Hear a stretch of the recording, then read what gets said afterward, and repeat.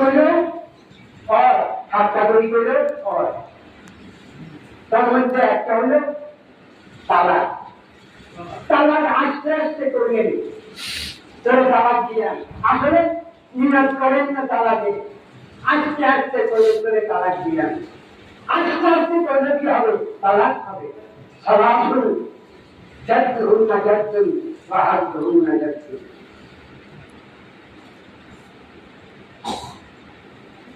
আল্লাহ তার বান্দা বান্দীদের মাঝে বিয়ার ব্যবস্থা করেছে। কে করেছেন বিয়ার ব্যবস্থাটা? আল্লাহ চায় না স্বামী তার স্ত্রীকে তালাক দেয়, সেপারেট হয়ে যায়। এটা আল্লাহ চায়। আল্লাহ তাআলা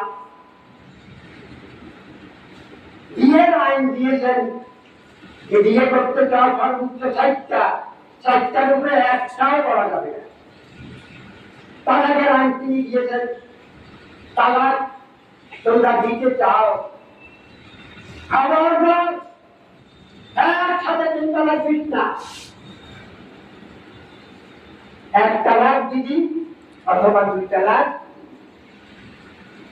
তুই যদি তোর স্ত্রীকে তালাক দিতে চাস তাহলে খবরদার একসাথে 3 তালাক দিস না।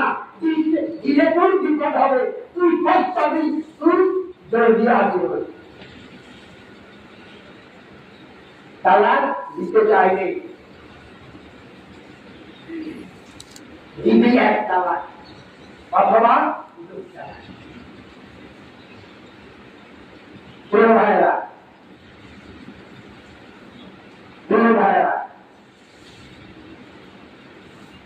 একজনে আল্লাহর হুকুম অমান্য করল,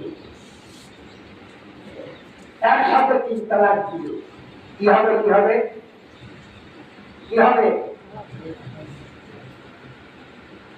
আল্লাহ বলল স্ত্রীকে তালাক দিতে চাস তো 1 তালাক দিবি অথবা 2 তালাক। খবরদার 3 তালাক দিস না একসাথে। আপনি দিলেন কি? একসাথে 3 তালাক, একসাথে 3 তালাক। এখন আল্লাহ পরিষদ তালাক দিতে চাইলে প্রথমে 1 তালাক দিবি অথবা 2 তালাক, তাহলে তো সুযোগ থাকবে। ইজ্জতের ভিতরে এই স্ত্রীকে আবার ঘরে তুলে নিয়ে আসার সুযোগ থাকবে। তোমাকে আমি আবার